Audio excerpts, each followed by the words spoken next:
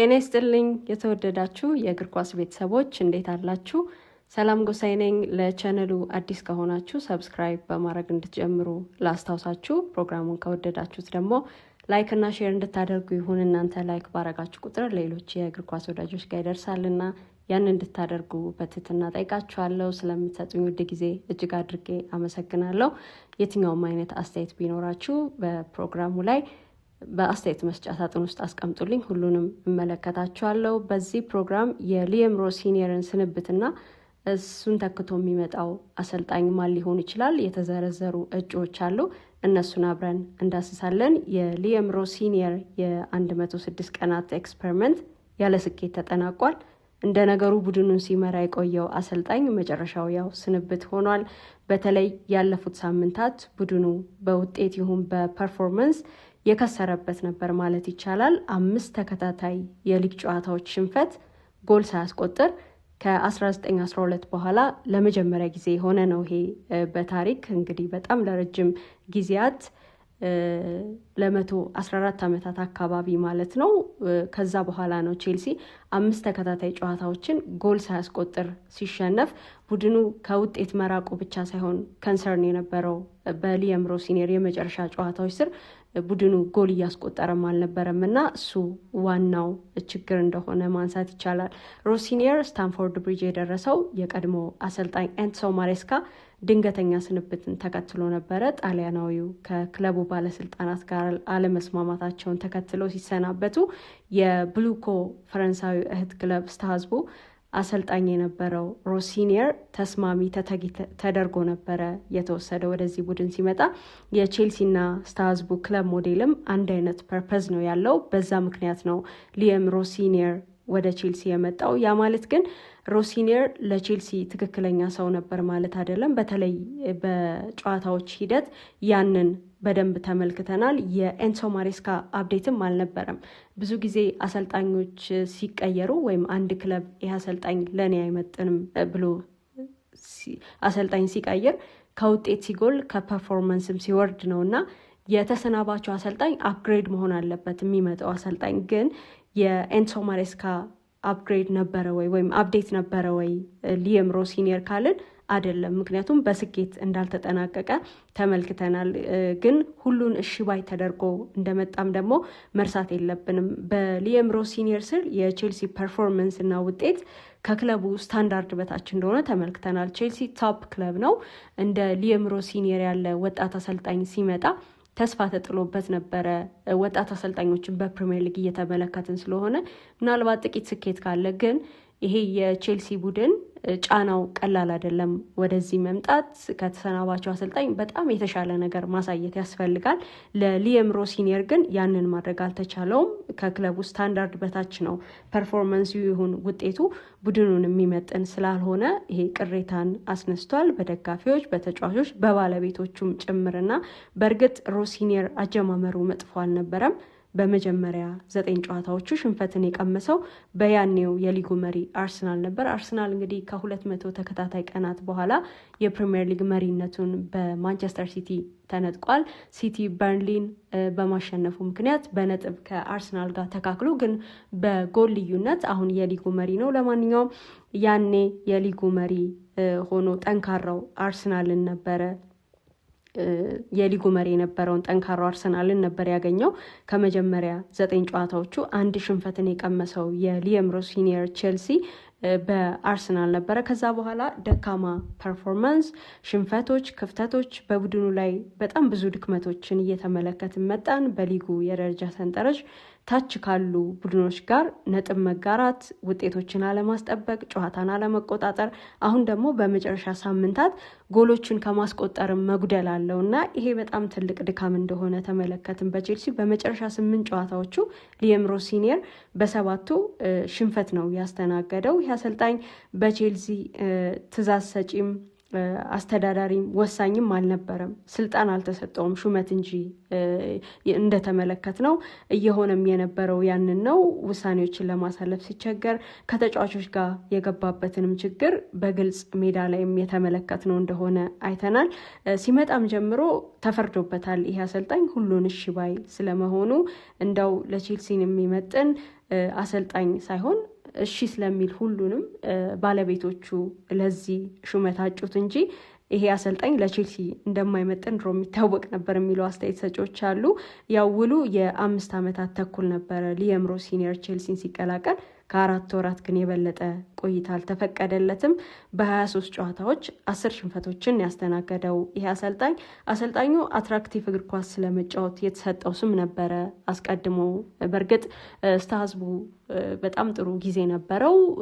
ስኬትም ከተባለ በክለቡ ስኬት ነበረው ለአውሮፓ መድረክ በማብቃት ያንን ቡድን ሪስፔክቲንግ ደ ቦል ሲል የሚደመጣል። ይሄ አትራክቲቭ እግር ኳስን ከመጫወት ጋር ስለተያያዘው ጉዳይ ስያሜ ሲሰጠው አንድም በዚህ ምክንያት ነው። የሮሲኒየር ትእዛዝ ሰጪነት እየተዳከመ የመጣው በውጤት ማጣትም ጭምር እንደሆነ አይተናል። ውጤት ቢኖር እና የአሰልጣኙ ያጫወት ስታይል ወይም ደግሞ ይሄ ድሬሲንግ ሩሙን የሚቆጣጠርበት መንገድ ከተጫዋቾች ጋር ተስማሚ የተመቸ ቢሆን እና ቡድኑ ውጤት እያገኘም ቢሆን በዚህ መጠን ላይሆን ይችል ነበረ። አለመስማማቱ ወይም ደግሞ ስንብቱ መፍጠኑ ቢያንስ እስከ ውድድር ዘመኑ መጨረሻ የመቆየት እድል ሊኖረው ይችል ነበር። ውጤት ቢኖር ጊዜ ይገዛለት ነበር ያንን እንዲያደርግ፣ ግን አልሆነም። ያው እሱ ሪስፔክት ደ ቦል ቢልም ተጫዋቾቹን ግን አጥቷል። ይባስ ብሎ ደግሞ ከብራይተን ሽንፈት በኋላ ይሄ አሰልጣኝ ተጫዋቾችን በአደባባይ ወቅሷል፣ ተችቷል። ብዙዎች የመውጫ ምልክት ነበረው ይላሉ እንደውም ያንን ፖስት ማች ኢንተርቪው ሲያስታውሱ። በእርግጥ በብዙ አጋጣሚዎች ተጫዋቾችን ዲፌንድ አድርጓል። ከብራይተን ሽንፈት በኋላ ግን በአደባባይ ተችቷቸዋል እንጂ ከዛ አስቀድሞ ይሄ ቡድን ሽንፈቶችን ሲያስተናግድ እኔ ነኝ ብሌም መደረግ ያለብኝ፣ እኔ ኃላፊነቱን ወስዳለሁ ሲል በተደጋጋሚ ሰምተነው እናውቃለን። የሮሲኒየር መውጫ ጊዜ ያው ከበሩ ብዙ እንደማይርቅ ምልክቶች ነበሩ። ውጤቱ፣ ፐርፎርማንሱ፣ በቡድኑ ላይ ያለው ነገር ሁሉ ያንን ያሳየን ነበረ። ደግሞ ውጤት ከማጣትን ባሻገር ድሬሲንግ ሩሙን ማነቃቃት ማስደሰትም አለመቻሉ ሌላኛው ዋነኛው ስህተት እንደሆነ መናገር ይቻላል። ስብስቡ ድብልቅልቅ ያለ ስሜት እንደነበረው አይተናል። የስሜት መከፋፈልም ነበረው። አንዳንዶች ከሊያም ሮስ ሲኒየር ጎን መቆም፣ ሌሎች ደግሞ በተቃራኒ መሆንን አይተናል። በተለይ በማርች ኢንተርናሽናል ብሬክ የማርኮ ኩሪያ እና ኤንዞ ፈርናንዴዝ አስተያየቶች እነዚህ ነገሮች አባብሰዋቸዋል ማለት ይቻላል። እነዚህ ሁለት ተጫዋቾች የቡድኑ በጣም ቁልፍና ወሳኝ ተጫዋቾች ናቸው፣ ተሰሚነትም ያላቸው ናቸው። ግን የሁለቱ አስተያየት ኢንተርናሽናል ብሬክ ላይ የሰጡት አስተያየት ቡድኑንም ሊያም ሮስ ሲኒየርንም አስቆጥቷል። እነዚህ ተጫዋቾች የእነሱን ብቻ ሀሳብ አልነበረ የሚያነሱት። በእርግጥ በተለይ ደግሞ የማርኮ ኩሪያ ስለ ቀደመ አሰልጣኙ ኤንሶ ማሬስካ ስንብት አንስቷል። ስለ ሊያም ሮስ ሲኒየርም ቢሆን በጣም ጥሩ ሰው ነው እንደ ሰው፣ ግን እንደ አሰልጣኝ ብዙ ማለት እንደማይፈልግ ተናግሯል። ልዩነት ግን ብዙ እንደነበረው፣ በኤንሶ ማሬስካ ስንብት ደስተኛም እንዳልነበረ ጭምር ነው የተናገረው።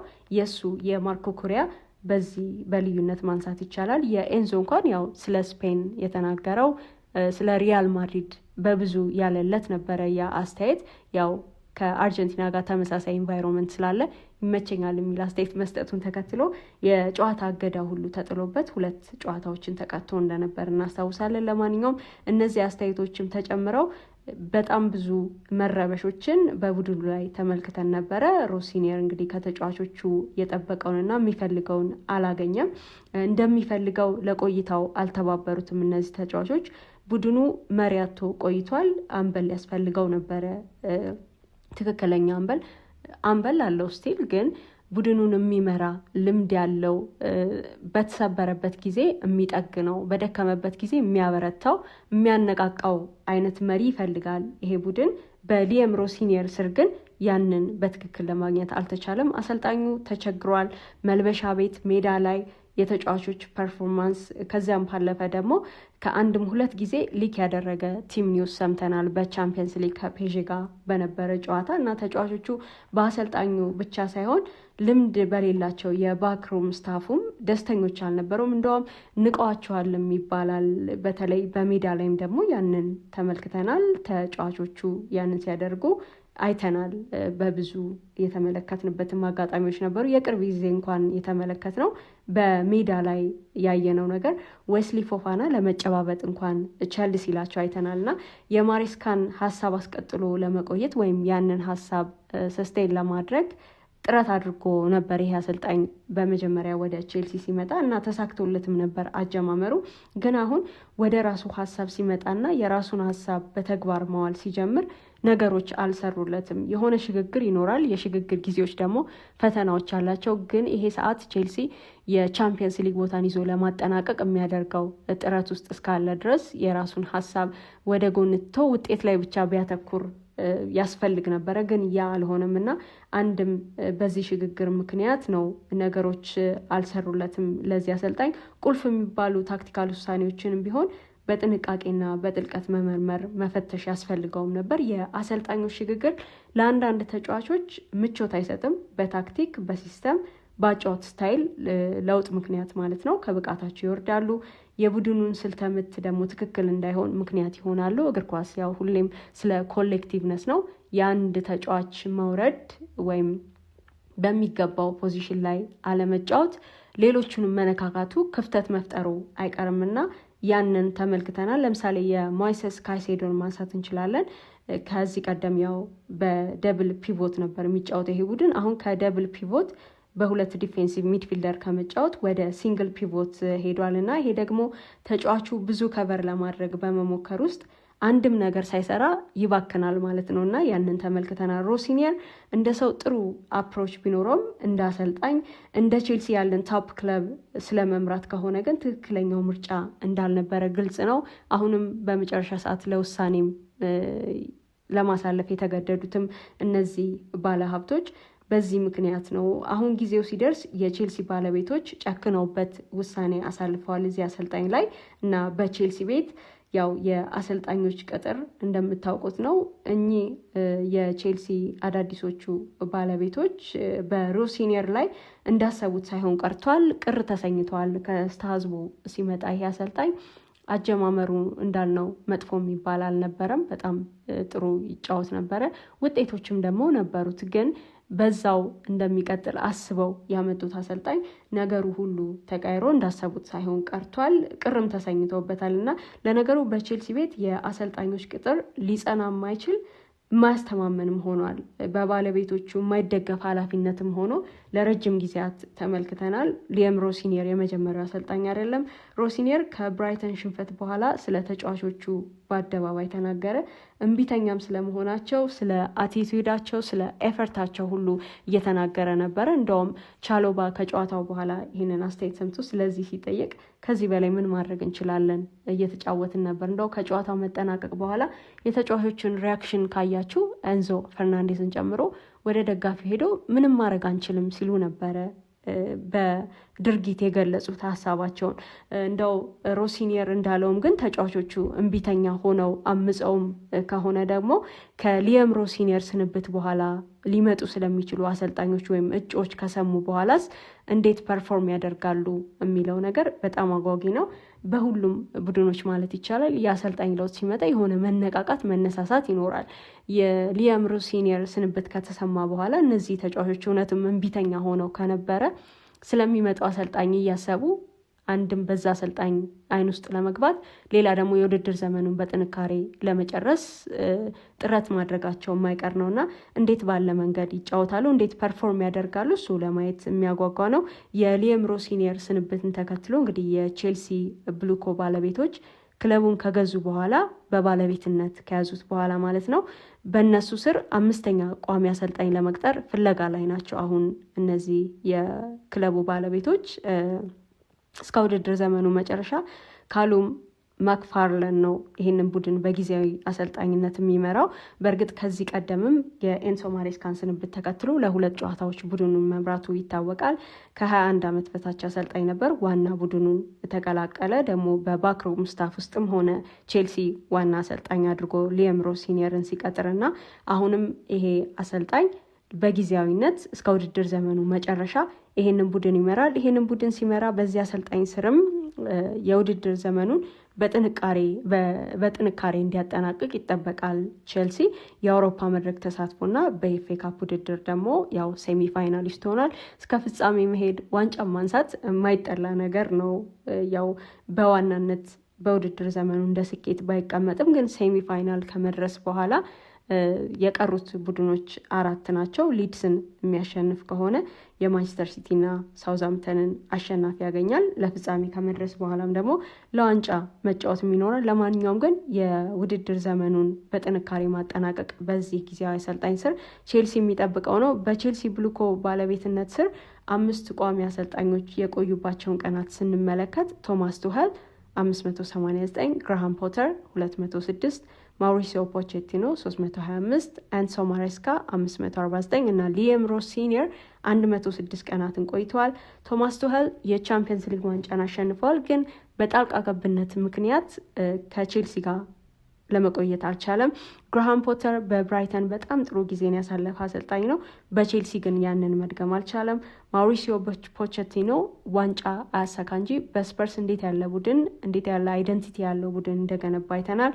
በቼልሲ ግን 325 ቀናትን ነው የቆየው።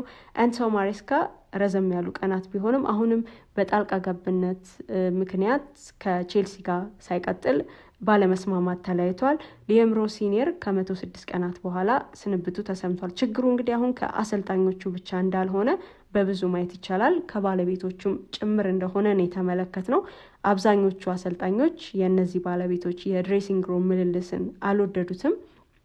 እነዚህ ባለቤቶች ብዙ ጊዜ ድሬሲንግ ሩም ይመጣሉ፣ ከጨዋታ በፊት ይሁን ከጨዋታ በኋላ። እንደ ቶርቦሊ እና ክሪሌ ካፒታል ያሉ በዛ አስተዳደር ውስጥ ያሉት ሁሉ ይመጣሉ ወደ ድሬሲንግ ሩም እና ቦሊ በተለይ በመልበሻ ክፍሉ በጣም ርዕስ ነበሩ። እኚህ ሰው ባዳዴግ ባሊና ደግሞ የክለቡ ስፖርቲንግ ዳይሬክተሮችም እነሱን ጨምሮ አሁንም ድረስ በመደበኛነት ድሬሲንግ ሩም ይገኛሉ። ይሄ ደግሞ ለተጫዋቾችና አሰልጣኞች ምቾት የሚሰጥ አይደለም። አንዳንዴ ተጫዋቾቹን እና ደግሞ አሰልጣኙንም በደንብ ሞቲቭ ለማድረግ እንደ ኢንስፓይሬሽን ይጠቀሙበታል። እንደ ሮማን አብራሞቪች ያለ ባለሀብት ለማበረታታት ያንን ያደርግ ነበር። እነዚህ ግን ባለቤቶች ከዛ ፍጹም የተለየና በመደበኛነት የሚያደርጉት ነው እና ይሄ ደግሞ ተጫዋቾቹን ይሁን አሰልጣኙን ምቾት አልሰጣቸውም። በዚህም ምክንያት አለመስማማቶች ይመጣል ማለት ነው ከአሰልጣኞች ጋር። ቀጣዩ የቼልሲ አሰልጣኝ ማን ሊሆን ይችላል? እጩዎቹስ እነማን ናቸው? ይሄም ሌላኛው የሚጠበቅ ጉዳይ ነው። በክረምቱ ኦሊቨር ግላስነር ከእጩዎች ውስጥ ካሉ አሰልጣኝ መካከል ይገኙበታል። በውድድር ዘመኑ መጨረሻ ከክሪስታል ፓላስ ጋር የሚለያዩት ኦስትሪያዊው በፓላስ የሆነ ሌጋሲ ገንብተዋል። ጥሩ ቡድን ሰርተዋል። ዋንጫ አምጥተዋል። እኛ አሰልጣኝ ለቼልሲ ደጋፊዎች ያው ትልቅ ስም ላይሆን ይችላል፣ ግን በፕሪሚየር ሊግ ጥሩ አሰልጣኝ ሆነው ታይተዋል። የሊጉ ፕሩቭን አሰልጣኝ ካስፈለገ ኦሊቨር ግላስነር አሉ። ሌላው ሰርፕራይዚንግ የሚመስለው ደግሞ የዲየጎ ሲሞኔ እዚህ ዝርዝር ውስጥ መገኘት ነው። ይህንን አርጀንቲናዊ አሰልጣኝ እንግዲህ በእንግሊዝ ፕሪሚየር ሊግ ማሰብ ይቻላል የሚለው ጥያቄ ሊሆን ይችላል። መልሱ አዎ ወይም አይ ሊሆን ይችላል። ግን ለቼልሲ ታጭቷል። ስለ አጫወት ስታይሉ ተቀባይነት ላይኖር ይችላል። ያው ዲፌንሲቭ ስለሆነ የአሸናፊነት ትራክ ሪከርድ ግን አለው። አሰልጣኝ በአትሌቲኮ ማድሪድ ስላደረገው ነገር የእግር ኳስ ዓለም አይረሳውም እና ከእጩዎች ውስጥ አለበት። ሌላኛው ፊሊፔ ሉዊስ ነው፣ የቀድሞ የቼልሲ ተጫዋች። በ2015 ከቼልሲ ጋር የሊጉ ቻምፒየን ነበረ ይሄ ተጫዋች። በእርግጥ ማርች ላይ ከፍላሚንጎ ከተሰናበተ በኋላ በስራ ላይ አይገኝም፣ ግን ከዚህ የእጩዎች ዝርዝር ውስጥ ይገኝበታል። ሴስክ ፋብሪያስ በብዙ ደጋፊዎች የሚወደደው የሚደነቀውና የሚጠበቀውም ወጣቱ አሰልጣኝ ነው። ከፌቨራይትስ አንዱ ነው። በእርግጥ አሁን በጣሊያን ኮሞን እያሰለጠነ ይገኛል። ክለቡ ያላየውን እያሳየውም ይገኛል። በዚህ የውድድር ዘመን ክለቡን የቻምፒየንስ ሊግ ቦታ ይዞ እንዲያጠናቅቅ ማስቻል ደግሞ ለራሱ ለአሰልጣኙም ለኮሞም ደግሞ ሌላ ስኬት ነው። ፈላጊው ደግሞ ቼልሲ ብቻ አይደለም እና ጠንከር ያለ ፍክክር ይጠብቀዋል ይህንን አሰልጣኝ ለማግኘት። አንዶኒ ኢራኦላ እዚህ እጩ ዝርዝር ውስጥ አሉበት። በውድድር ዘመኑ መጨረሻ ቦርንመዝን ይለቃሉ። እዚህ አሰልጣኝ ላይ እንግዲህ ሀይ ዲማንድ አለ። አንዶኒ ኢራኦላን ለመቅጠር በጣም ትልልቅ ክለቦች ይፈልጉታል። የአጫወት ስታይሉ በጣም አትራክቲቭ ነው። የእግር ኳስ ተመልካቹን ልብ አሸንፏል። እንደው የቦርንመዝ ደጋፊ መሆን አያስፈልግም ይህንን አዝናኝ እግር ኳስ ለማየት እና ለአንዶኒ ኢራኦላ አድናቆትን ለመስጠት በጣም ፈታኝ ቡድን ሆኖ ተመልክተነዋል እና ይሄም አሰልጣኝ በውድድር ዘመኑ መጨረሻ ከቦርንመዝ ጋር ይለያያል። ስለዚህ ቼልሲ ይሄንን አሰልጣኝ በዝርዝር ውስጥ አስቀምጦታል። በቼልሲ እንግዲህ በኢራኦላ ቅጥር ላይ ከተጋ እና ደግሞ ሀሳቡ ኮስታራም ከሆነ ሊያገኘው ይችላል። ግን አሰልጣኙ ላይ በርካታ ክለቦች ፍላጎት አላቸው ይህንን አሰልጣኝ ለመቅጠር። እነዚህ ሁለት አሰልጣኞች ኦሊቨር ግላስነር እና አንዶኒ ኢራኦላ ከክለባቸው ጋር ይለያያሉ በውድድር ዘመኑ መጨረሻ። ስለዚህ በነፃ ሊያገኟቸው ይችላሉ እነዚህን ሁለት አሰልጣኞች። ሌሎችም አሰልጣኞች በእጩ ዝርዝር ውስጥ አሉ እንደ ሁሊያን ናግልስማን፣ ፍራንክ ላምፓርድ፣ ሉዊስ ኤንሪኬ፣ ኡናይ ኤምሬ፣ ሌሎችም ስሞች በጣም በብዛት እየተነሱ ነው። ግን በዋናነት ከላይ የጠቀስኳቸው አምስቱ አሰልጣኞች ኦሊቨር ግላስነር፣ ዲየጎ ሲሚዮኔ፣ ፊሊፔ ሉዊስ፣ ሴስክ ፋብሪያስ እና አንዶኒ ኢራኦላ ከዋና እጩዎች ውስጥ ይገኛሉ። የቼልሲ ቀጣይ አሰልጣኝ ማን ሊሆን ይችላል? እሱ እንመለከታለን። እናንተስ አድማጮች፣ የእግር ኳስ ወዳጆች ምን ትላላችሁ? ቀጣይ ለቼልሲ ፕሮጀክት ተስማሚ የሆነ አሰልጣኝ አሁን ቼልሲ እንደ ክለብ ካለው ፕሮፋይል ጋር የሚሄድ በጣም ጥሩ አሰልጣኝ የትኛው ይሆናል ብላችሁ ታስባላችሁ? በአስተያየት መስጫው ስራ አስቀምጡልኝ፣ እመለከታችኋለሁ። ስለሰጣችሁኝ ውድ ጊዜ እጅግ አድርጌ አመሰግናለሁ።